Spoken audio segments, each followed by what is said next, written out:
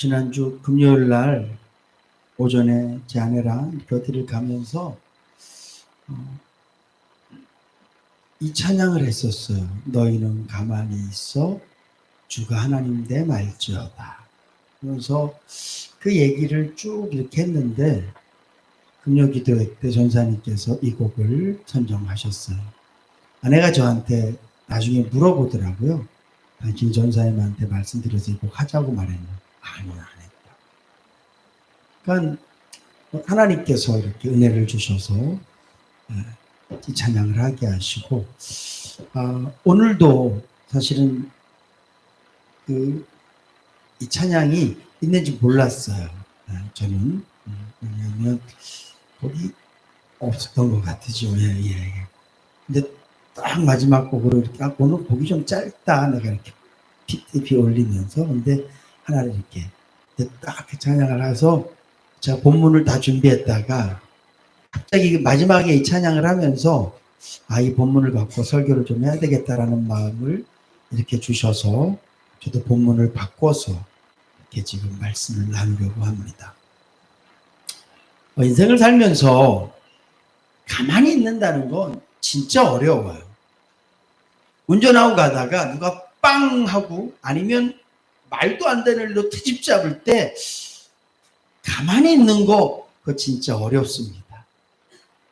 내가 좀 힘이 약하고 좀 숙기가 없으면 창문을 열고 그 사람에게 대놓고 말은 못해도 혼자라도 떠들게 돼요. 그리고 또 가정에서뿐만 아니라 직장에서뿐만 아니라 교회에서도 좀 억울하고 힘들면 사실은 가만히 쉽지 않습니다. 그게 아니라 뭔가를 말하고 싶죠. 특별히 내가 어려운 일을 당했을 때, 힘든 일을 당했을 때, 사면 추가로 앞이 딱 막히고 뒤에서 뭔가 큰 어려움이 왔을 때 가만히 있기란 정말 쉽지 않아요. 근데 오늘 성경은 이 말씀은 당연히 모세가 홍해 앞에서 뒤쫓아오는 이스라엘 백성들을 보고 특별히 애국 군대를 바라보면서 혼란스럽고 막 그들 마음속에 어떻게 해야 될지 몰라서 소동이 막 일어난 그 이스라엘 백성들을 향하여서 좀 가만히 좀 있어 이렇게 말씀하시는 거지만 이 말씀은 지금 이 시대를 살아가는 저와 여러분들에게도 동일하게 이 말씀이 적용되어지는 줄로 믿으시기 바랍니다. 제가 그런 말씀 드렸죠. 저는 세상의 법이 어떻게 바뀌든지 나가서 깃발 들고 머리띠 하고 물러가라 아니면 이렇게 해라 저렇게 해라 전 하지 않을 거라고요. 옳아서가 아니라 맞아서가 아니라 오늘 이 말씀처럼 가만히 있어. 오해하시면 안 돼요. 제가 무서워서 가만히 있자고 얘기하는 게 아니에요. 오늘 이 본문 말씀에서 이스라엘 백성과 모세의 가장 큰 차이점이 있어요. 모세는 지도자다. 이스라엘 백성들은 따르는 사람이다. 그 차이점 말고요. 모세와 백성의 가장 큰 차이는 1절 말씀에 보면 여호와께서 이스라엘 백성들에게 일러 가라사대 이렇게 성경이 기록되어 있지 않아요. 여호와께서 모세에게 일러 가라사대. 그러면서 뭘 말씀하세요? 일로 가라. 이렇게 가라. 그래서 하나님이 인도하신 대로 와 보니 홍해 앞이에요. 그리고 하나님 또 말씀하십니다. 애굽 왕이 마음을 돌이켜서 너희를 쫓을 것이다. 애굽 군대가 너희를 쫓아올 거야. 이 말씀을 모세에게만 해주셨어요. 이스라엘 백성과 모세와의 차이점은 지금 이 모든 일들이 하나님께서 주관하는 가운데 이루어진다는 것을 모세는 알고, 이스라엘 백성들은 하나님께서 자기들을 이끈다라고 생각하지 못하고 모세가 끌고 간다고 생각을 하고요. 출애굽에 대한 기쁨에 젖어서 이제는 우리가 새 땅에 가서 하나님께서 말씀하신 적과 꿀이 흐르는 그곳에 가서 우리의 집을 짓고 너의 삶이 아니라 주인의 삶을 살겠구나. 세상적인 어떤 그런 꿈을 꾸면서 그 길을 나섰기 때문에 오늘 그들 앞에 당한 어려움은 정말 큰 문제인 거예요. 불현듯 당한 거예요. 지나가다 뺨 맞은 것처럼, 지나가다 벼락 맞은 것처럼 이스라엘 백성들에게 홍해와 애굽 군대는 갑작스러운 어려움이에요. 근데 모세에게는 이 어려움은 갑작스러운 어려움이 아니라, 우연히 생겨난 어려움이 아니라 하나님께서 인도하신 대로 가고 하나님께서 말씀하신 대로 이루어진 일이기 때문에 모세는 가만히 있을 수 있는 거예요. 제가 나라에서 이런 법을 만들고 이렇게 하고 저렇게 할 때 옳기 때문에 가만히 있고 무서워서가 가만히 있는 게 아니라, 하나님께서 이 나라와 이 민족을 이끄시고, 특별히 요한계시록 말씀에 보면 마지막 시대에 일어날 일들을 생각해 보면 아직 멀었어요. 그리고 하나님께서는 우리에게 총과 칼을 들고 나가 싸우라고 말씀하지 않으셨어요. 주님이 빌라도의 법정에서 빌라도가 하는 이야기를 듣고 대답을 이렇게 하십니다. 네가 나를 구원하겠다고? 너에게 나를 살릴 수 있는 권한이 있다고? 웃기지 마.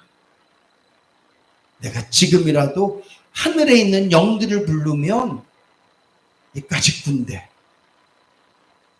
구약 성경의 전쟁 이야기에 보면 이스라엘 백성들은 가만히 있는 상태에서 하나님의 영이 그들을 쳐버리는 일들은 얼마든지 있어요. 지금 내가 이 일을 당하는 것은 하나님께서 하셔야 될 일이 있기 때문에 내가 당하는 거야. 혹시 여러분들이 다른 교회 어떤 성도님들이 야 너희 교회 목사님은 뭐 어디 뭐 강화문 안 나가니? 이럴 때 뭐 좀 안 하니? 으쌰으쌰 안 할 거야? 나라가 망해가는 거 그냥 바라볼 거야? 저는 확실한 믿음이 있어요. 그래서 저는 가만히 하나님만 바라볼 거예요. 그리고 이 땅에 어떤 법이 이루어지든지 간에, 어떤 사람들의 이야기처럼 이 땅이 공산화가 된다 할지라도, 여러분, 북한은 뭘 잘못해서 그 땅이 공산화가 됐겠습니까? 동방의 예루살렘은 평양이었어요. 1907년에 회개운동, 부흥의운동, 성령운동도 저 평양으로부터 시작되어져 왔어요. 하나님이 하시는 일에 대해서는 우리가 뭐라고 말할 수 없어요. 그러나 지금도 그 땅에는 순전하고 온전하고 깨끗하게 복음을 지키는 사람들이 그냥 거기 있는 거예요. 그들이 무슨 죄를 지어서 무슨 저주를 받아서 그렇습니까? 자꾸 이념으로 뭘 가르려고 하는데 그건 정치인들이 하는 얘기예요. 우리 예수 믿는 사람들은 그 모든 일들을 허락하신 분이 하나님이신 줄 믿는 거예요. 그리고 북한에 있는 기독교인들은 그 상황 가운데서 믿음을 지키는 것이고요. 남한에 있는 기독교인들은 또 이 상황 가운데서 믿음을 지키는 게 우리가 할 일인 줄로 믿으시기 바랍니다. 우리가 가만히 있는 이유는 모세처럼 내 모든 상황을 하나님께서 인도하셨고 이끄시고 계시고 하나님께서 앞으로도 끊임없이 인도하실 것을 확실히 믿기 때문에 우린 가만히 있는 거예요. 가만히 있다는 얘기는 하나님을 믿는다는 얘기고요. 하나님을 바라본다는 이야기입니다. 저는 아까 이 찬양을 하면서 그런 고백했습니다. 맞습니다, 하나님. 저는 확신해요. 인해교회로 저를 보내신 분은 하나님이세요. 제가 사람이 받으려고 인해교회 오지 않았어요. 돌아가신 저희 어머님과 또 제 아내는 또 주변에 있는 많은 사람들은 이제 선교직 있었으니까 편안하게 목회해라. 도시에 있자. 그리고 저를 인해교회에 있으라고 끊임없이 종용하고요. 저는 계속 베델동산 가겠다고. 근데 하나님께서 저를 이곳에 보내셨어요. 목회하면서 수없이 많은 일들이 있었습니다. 근데 저는 가만히 있었어요. 왜냐하면 이곳에 보내신 분이 하나님이심을 믿기 때문에. 제가 혹시 언젠가 저도 뭐 은퇴를 한다거나 아니면 어떤 일이 있거나 그러면 교회를 떠날 수 있겠죠. 그때도 저를 보내시는 분은 하나님이셔야만 돼요. 저는 하나님께서 저에게 사인하시면 죄송합니다. 여러분들이 싫어서가 아니라 저는 인해교회에 있는 동안도 주님의 종이었었고 또 여러분들의 종으로서 살아가지만 저는 근본적으로는 하나님의 종이에요. 하나님께서 저를 보내시는 곳으로 저는 갈 수밖에 없는 사람이에요. 그렇다면 하나님께서 하시는 일에 저는 믿음이 있어요. 그분이 나를 책임진다는 믿음. 저는 가만히 있을 거예요. 오늘 이 말씀이 여러분들에게 큰 도전 되실 수 있기를 주님으로 축복합니다. 너무 이스라엘 백성들처럼 소동하지 마세요. 그리고 이스라엘 백성들처럼 기도도 하지 마세요. 오늘 본문 말씀에 보면 바로가 가까이 올 때 이스라엘 자손이 눈을 들어본즉 애굽 사람이 자기 뒤에 미친지라 이스라엘 자손이 심히 두려워하여 여호와께 부르짖고 두려워하여 여호와께 부르짖고. 오늘 우리가 이스라엘 백성처럼 이런 기도를 할 때가 얼마나 많은지 몰라요. 하나님을 믿어드리는 기도가 아니에요. 하나님을 의지하는 기도가 아니에요. 하나님의 역사하심을 기대하는 기도가 아니라 신세한탄 기도. 나 왜 이래요? 오늘 그들이 애국 군대를 보고 하나님께 부르짖었다니까.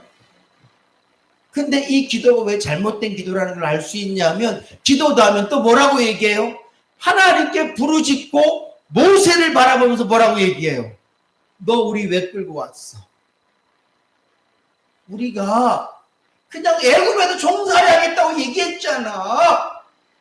차라리 애굽에서 애굽 백성들의 노예처럼 살고 내 시간 없고 내 아이들 내 마음대로 못 키우고 아들을 낳으면 하숫가에 버리기도 해야 되고 평생 내 집을 짓는 게 아니라 애국 바로가 원하는 그런 집을 지며 살더라도 거기가 낫지 이 광야에서 여기서 우리 죽여라고 따진다. 여러분 이 결과물을 봤을 때 이스라엘 백성들은 하나님께 기도한 게 아니라 그냥 원망하고 불평한 거예요. 하나님 주여 상창하며 우리의 신세를 한탄합시다. 주여 상창하며 우리의 고난을 원망합시다요. 정말 그들이 하나님을 의지하는 기도를 했고 하나님을 바라보는 기도를 했다면 10가지 재앙을 그들이 받잖아요. 하나님께서 자신들이 살고 있는 고센 땅에는 아무 일도 일어나지 않도록 하는 걸 봤잖아요.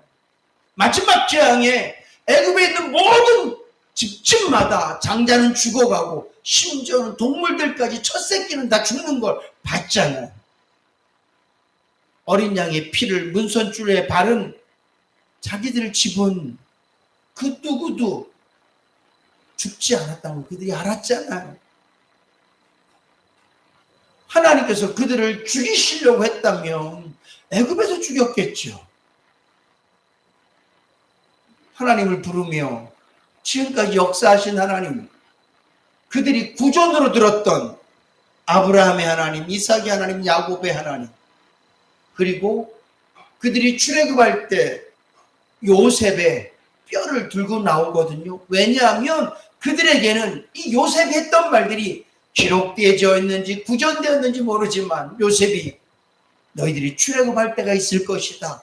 그때가 되면 나를 꼭 데리고 가다오. 나를 우리 선조들이 묻어져 있는 그 가나안 땅에 나를 묻어다오.